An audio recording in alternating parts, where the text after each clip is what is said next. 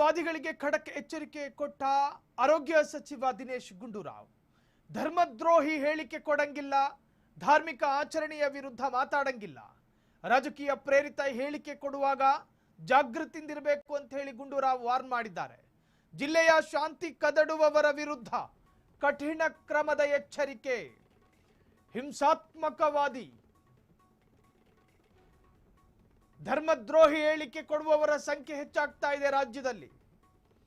ಧಾರ್ಮಿಕ ಆಚರಣೆಯ ವಿರುದ್ಧ ಮಾತಾಡೋ ಹಾಗಿಲ್ಲ ಇನ್ನು ಮುಂದೆ.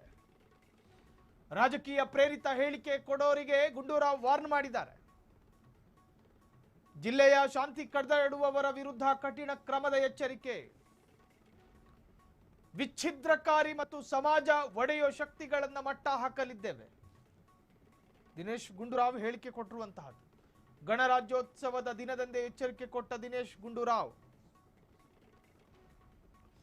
ಕೆಲವು ರಾಜಕೀಯ ವೇದಿಕೆಗಳು ಹೆಂಗೆ ಬದಲಾಗ್ತಾ ಇದೆ ಅಂತ ಕೇಳಿದ್ರೆ, ರಾಜಕೀಯ ಪ್ರೇರಿತವಾದಂತಹ ಹೇಳಿಕೆಗಳನ್ನು ಕೊಡೋದು, ರಾಜಕೀಯ ಪ್ರೇರಿತವಾದಂತಹ ಹೇಳಿಕೆಗಳನ್ನು ಕೊಟ್ಟು ಜೊತೆಗೆ ಒಂದಷ್ಟು ಜನರನ್ನ ಕೆರಳಿಸುವಂತಹ ಪ್ರಯತ್ನಗಳು ಕೂಡ ಭಾಷಣಗಳಿಂದ ಆಗ್ತಾ ಇದೆ.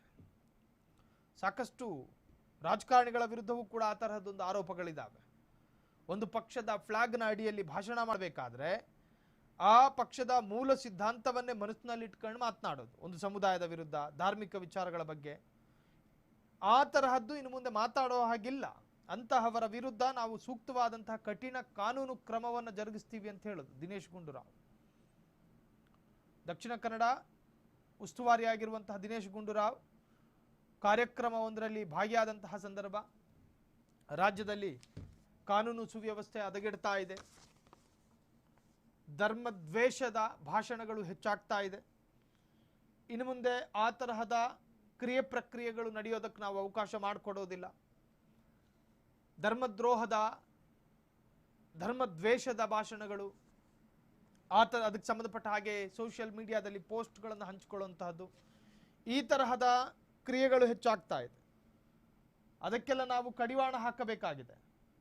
ಸೊ ಹಾಗಾಗಿ ಮುಂಬರುವಂತಹ ದಿವಸಗಳಲ್ಲಿ ನಾವು ಅದಕ್ಕೆ ಕಡಿವಾಣ ಹಾಕ್ತೀವಿ ಅಂಥೇಳಿ ದಿನೇಶ್ ಗುಂಡೂರಾವ್ ಮಾತನಾಡಿರುವಂತಹದ್ದು. ಜಿಲ್ಲೆಯ ಶಾಂತಿ ಕದಡುವವರ ವಿರುದ್ಧ ಕಠಿಣ ಕ್ರಮದ ಎಚ್ಚರಿಕೆ. ವಿಚ್ಛಿದ್ರಕಾರಿ ಮತ್ತು ಸಮಾಜ ಒಡೆಯೋ ಶಕ್ತಿಗಳನ್ನು ಮಟ್ಟ ಹಾಕಲಿದ್ದೇವೆ. ಗಣರಾಜ್ಯೋತ್ಸವದ ದಿನದಂದೇ ಎಚ್ಚರಿಕೆ ಕೊಟ್ಟ ದಿನೇಶ್ ಗುಂಡೂರಾವ್.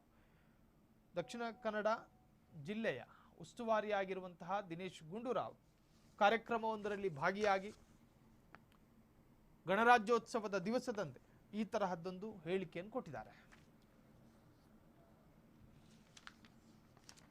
ಗಣರಾಜ್ಯೋತ್ಸವಕ್ಕೂ ಮುನ್ನ ನಡೆದಿದ್ದ ದಾಳಿಯ ಸಂಚು. ದೆಹಲಿ ದಾಳಿಯಂತೆ ಸ್ಫೋಟ ನಡೆಸೋದಕ್ಕೆ ಪ್ಲಾನ್ ಮಾಡಲಾಗಿತ್ತ. ಗಣರಾಜ್ಯೋತ್ಸವಕ್ಕೆ ಮುನ್ನ ನಡುಗಿದ ರಾಜಸ್ಥಾನ. 10,000 kg ಸ್ಫೋಟಕ ಪತ್ತೆ. ಭಾರಿ ವಿಧ್ವಂಸಕ ಕೃತ್ಯಕ್ಕೆ ಸಂಚು. ದೆಹಲಿ ಬಾಂಬ್ ಬ್ಲಾಸ್ಟ್ ಪ್ರಕರಣ ನಡೆದು ಅದರ ಆಘಾತ ಇನ್ನು ಮನಸ್ಸಿನಿಂದ ಮಾರ್ಸಿಲ್ಲ. ಗಣರಾಜ್ಯೋತ್ಸವದ ದಿವಸ ಭಾರಿ ದಾಳಿ ಮಾಡೋದಕ್ಕೆ ಪ್ಲಾನ್ ನಡೆದಿತ್ತ. 10,000 kg ಸ್ಫೋಟಕ ಪತ್ತೆ. ಭಾರಿ ವಿಧ್ವಂಸಕ ಕೃತ್ಯಕ್ಕೆ ಸಂಚು. ಗಣರಾಜ್ಯೋತ್ಸವಕ್ಕೂ ಮುನ್ನ ಭದ್ರತಾ ಪಡೆಗಳ ಭರ್ಜರಿ ಬೇಟೆ. ಗಣರಾಜ್ಯೋತ್ಸವದ ಸಂಭ್ರಮಕ್ಕೆ ಕಂಟಕವಾಗಿದ್ದ ಸ್ಫೋಟಕಗಳ ಬೃಹತ್ ಜಾಲ ಪತ್ತೆ. ರಾಜಸ್ಥಾನದ ನಾಗೌರ್ ಜಿಲ್ಲೆಯ ಹರ್ಸೌರ್ ಗ್ರಾಮದಲ್ಲಿ ಘಟನೆ. ಜಮೀನಿನಿಂದ ಭಾರಿ ಪ್ರಮಾಣದ ಸ್ಫೋಟಕಗಳನ್ನು ಪತ್ತೆ ಮಾಡಿದ್ರು. Ammonium nitrate. ದೆಹಲಿಯ ಕೆಂಪುಕೋಟೆಯ ಬಳಿ ಸಂಭವಿಸಿದ್ದ ಸ್ಫೋಟಕ ವಸ್ತು. ಈಗ ಅದೇ ಸ್ಫೋಟಕ ವಸ್ತು ರಾಜಸ್ಥಾನದಲ್ಲೂ ಕೂಡ ಪತ್ತೆಯಾಗಿದೆ. 187 ಚೀಲಗಳಲ್ಲಿ ಪ್ಯಾಕ್ ಮಾಡಲಾದ 9,550 kg ಅಮೋನಿಯಂ ನೈಟ್ರೇಟ್, 12 ಪೆಟ್ಟಿಗೆಗಳು ಮತ್ತು 15 ಬಂಡಲ್ ನೀಲಿ ಫ್ಯೂಸ್, ದೊಡ್ಡ ಪ್ರಮಾಣದ ಸ್ಫೋಟಕ ಪರಿಕರಗಳನ್ನು ವಶಕ್ಕೆ ಪಡೆಯಲಾಗಿದೆ. ನಾಗೌರ್ ಪೊಲೀಸ್ ವರಿಷ್ಠಾಧಿಕಾರಿ ಮೃದುಲ್ ಕಛವ ಹೇಳಿಕೆಯನ್ನು ಕೊಟ್ಟಿರುವಂತಹದ್ದು.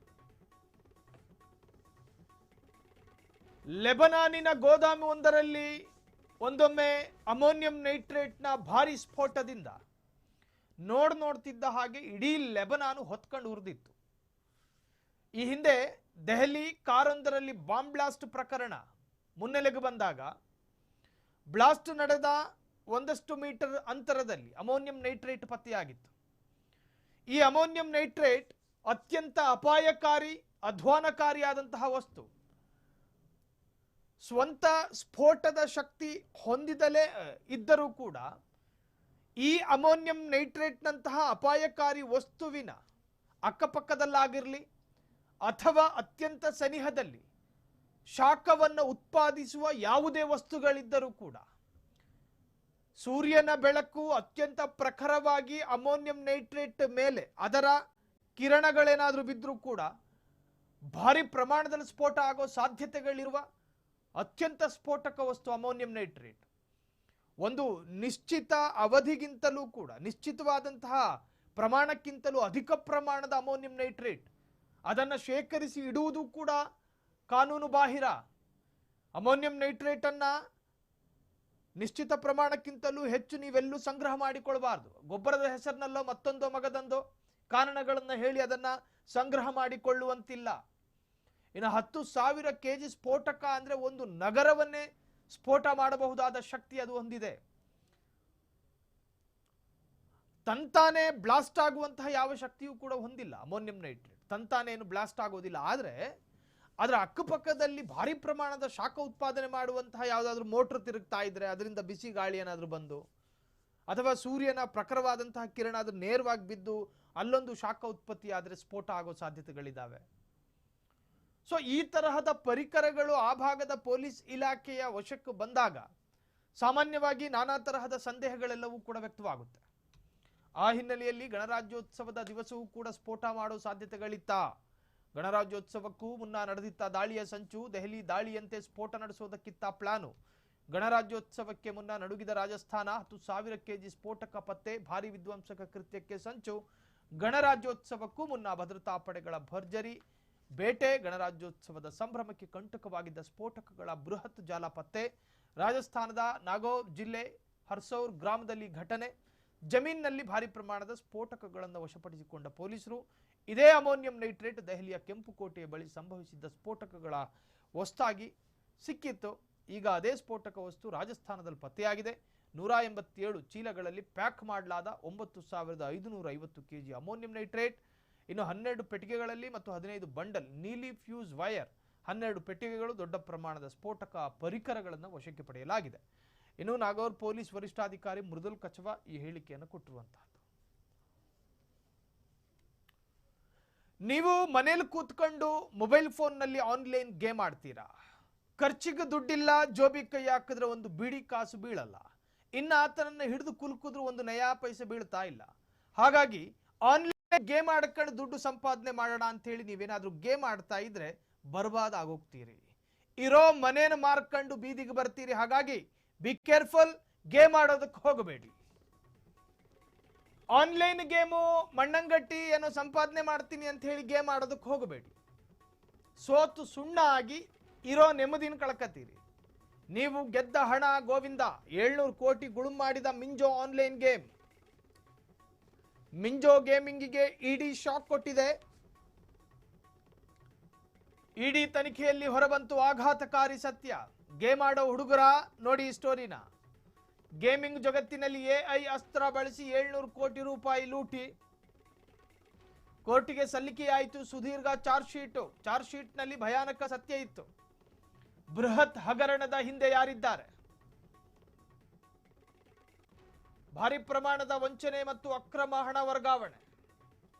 ಹಾಕಿರೋ 10 ರೂಪಾಯಿಗೆ 100 ರೂಪಾಯಿ ಕೊಟ್ಟ ಆನ್ಲೈನ್ ಕಂಪ್ನಿಯವನು ಅಂತ ಹೇಳಿ ಖುಷಿ ಆಗೋದಕ್ಕೆ ಹೋಗಬೇಡಿ. 100 ಕೊಟ್ಟು 600 ರೂಪಾಯಿ ಕೀಳ್ತಾನೆ. 25 ಕೋಟಿ ಗ್ರಾಹಕರಿಗೆ ಮೋಸ ಮಾಡಿದ ಮಿಂಜೋ ಆನ್ಲೈನ್ ಗೇಮ್.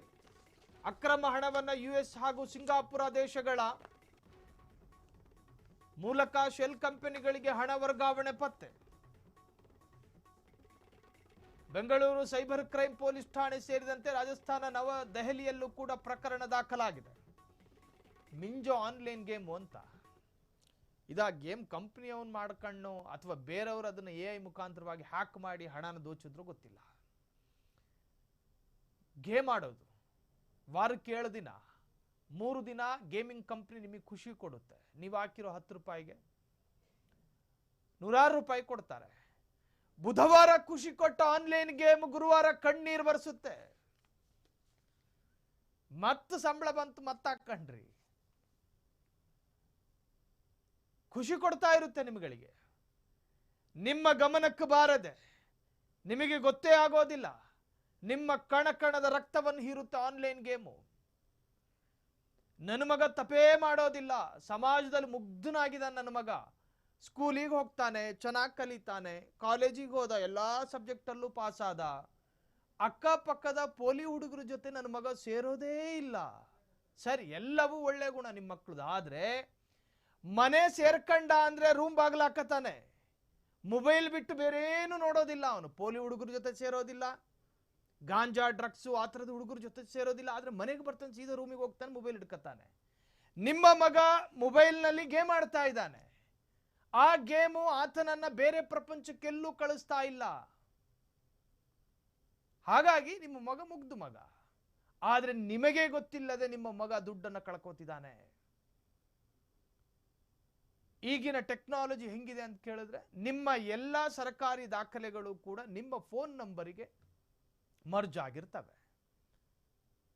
ಗೇಮಿಂಗ್ ಆ್ಯಪ್ಗಳನ್ನು ಡೌನ್ಲೋಡ್ ಮಾಡಿಕೊಳ್ಳುವಾಗ ಪರ್ಮಿಷನ್ ಕೊಡೋದಕ್ಕೆ ನಾನಾ ತರಹದ ಸ್ಕ್ರೀನ್ನಲ್ಲಿ ಶೋ ಆಗುತ್ತೆ. ಎಲ್ಲದಕ್ಕೂ ಕೂಡ ಯೋಚನೆ ಮಾಡದಲ್ಲೇ ಓಕೆ ಓಕೆ ಕೊಟ್ಟು ಅವನು ನಿಮ್ಮ ಮನೆ ಅಂಗಳಕ್ಕೆ ಬರಮಾಡ್ಕತ್ತೀರಿ. ಅವನು ಅಲ್ಲಿ ಕೇಳ್ತಿರ್ತಾನೆ, ನಾನು ನಿಮ್ಮ ಮನೆಗೆ ಬರ್ಬೋದಾ? ಓಕೆ. ನಿಮ್ಮ ಮನೆಗೆ ಬಂದು ಬೆಡ್ರೂಮಿಗೆ ಹೋಗ್ಬೋದಾ? ಓಕೆ. ಪ್ರತಿಯೊಂದಕ್ಕೂ ಕೂಡ ಪರ್ಮಿಷನ್ ಕೊಟ್ಟ ನೀವು, ನಿಮಗೆ ಅರಿವಿಲ್ಲದೆ ನಿಮ್ಮ ಎಲ್ಲ ನಿಯಂತ್ರಣವನ್ನು ಕೂಡ ಗೇಮಿಂಗ್ ಆ್ಯಪ್ಗೆ ಕೊಟ್ಟಿರ್ತೀರಿ. ಏನು ಬೇಕಾದರೂ ಮಾಡಿ ಯಾನು. ನಿಮ್ಮ ಬ್ಯಾಂಕಿನ ಪ್ರತಿ ಟ್ರಾನ್ಸಾಕ್ಷನ್ ಕೂಡ ಆನ್ಲೈನ್ ಗೇಮ್ ಆಡಿಸುವ ಗೇಮರ್ಸ್ಗಳ ಕೈಯಲ್ಲಿರುತ್ತೆ. ಗೊತ್ತೇ ಆಗೋದಿಲ್ಲ ನಿಮಗೆ. ನನ್ನಲ್ಲಿರೋ ಆ್ಯಪ್ ಜೆನ್ವಿನ್ನು, ಯಾರು ನನ್ನ ಹಣ ಕೀಳಲ್ಲ ಅನ್ನೋ ಓವರ್ ಕಾನ್ಫಿಡೆನ್ಸ್ ಬೇಡ. ಜೆನ್ವಿನು ಅನ್ಕೊಂಡು ತಿರುಗಾಡಿದ ಕಂಪ್ನಿಗಳು ಇವೆಲ್ಲ. ನೀವು ಗೆದ್ದ ಹಣ ಗೋವಿಂದ ಆಡೋದಕ್ಕೆ ಹೋಗಬೇಡಿ. ಇಲ್ಲ, ಇದು ಪ್ಲೇ ಸ್ಟೋರ್ನಲ್ಲಿ ಸಿಗ್ತಾ ಇದೆ, ಇದು ಸರ್ಟಿಫೈಡ್ ಗೇಮ್ ಅನ್ಸಿರುತ್ತೆ, ಹಾಗಾಗಿ ಇದನ್ನ ಆಡ್ತಾ ಇದ್ದೀನಿ, ಈ ಕಾನ್ಫಿಡೆನ್ಸ್ ಬೇಡ. ಯಾವ ಗೇಮ್ ಕಂಪನಿಗಳಿಗೂ ಕೂಡ ಸರ್ಕಾರ ಬಹಿರಂಗ ಅನುಮತಿಯನ್ನು ಕೊಟ್ಟಿಲ್ಲ. RBI ಅನುಮತಿಯೂ ಅದಕ್ಕಿಲ್ಲ. ಈ ಯಾವ ಲೀಗಲ್ ಅನುಮತಿಗಳು ಇಲ್ಲದೆ ಥರ್ಡ್ ಪಾರ್ಟಿ ಆ್ಯಪ್ಸ್ಗಳು ನಿಮ್ಮ ಪ್ಲೇ ಸ್ಟೋರ್ನಲ್ಲೂ ಕಂಡಿರಬಹುದು, ಅದನ್ನು ನೀವು ಡೌನ್ಲೋಡ್ ಮಾಡಿಕೊಂಡಿರಲೂಬಹುದು. ಅದರಲ್ಲಿ ಆಡಿ ನಿಮ್ಮ ಹೆಂಡತಿನ ಮುಂಡೆ ಮಾಡೋದಕ್ಕೆ ಹೋಗಬೇಡಿ. 700 ಕೋಟಿ ಗುಳುಮಾದಂತಹ ಕತೆ ಇದು. 700 ಕೋಟಿ ಗುಳುಮ್. ನನ್ನ ಮಗ ಸಮಾಜದಲ್ಲಿ ತುಂಬ ಡೀಸೆಂಟ್ ಹುಡುಗ, ಮನೆ ರೂಮಲ್ಲಿ ಬಾಗಿಲು ಹಾಕೊಂಡು ಗೇಮ್ ಆಡ್ತವನೆ. ನಿಮ್ಮ ಮಕ್ಕಳ ಮೇಲೆ ವಿಶೇಷವಾದಂತಹ ಗಮನ ಇರಲಿ. ಈ ತರಹ ದರಿದ್ರ ಆ್ಯಪ್ಗಳಿಂದ ದೂರ ಇರಿ. ನಿಮ್ಮ ಮೊಬೈಲ್ ಫೋನ್ಗಳಲ್ಲಿ ಗೇಮ್ ಆಡುವಂತಹದ್ದು, ದುಡ್ಡು ಗಳಿಸುವಂತಹ ಆ್ಯಪ್ಗಳಿದ್ರೆ ತಕ್ಷಣವೇ ಮುಲಾಜು ನೋಡದೆ ಡಿಲೀಟ್ ಮಾಡಿ. ಒಂದಿನ ಕಷ್ಟ ಆಗುತ್ತೆ, 2 ದಿನ ಕಷ್ಟ ಆಗುತ್ತೆ. ವಾಲಿಬಾಲು, ಫುಟ್ಬಾಲು, ಕ್ರಿಕೆಟು ಆಡ್ಕೊಂಡು ಆ ದರಿದ್ರ ಆ್ಯಪ್ಗಳನ್ನು ಮರೆತು ಬಿಡಿ.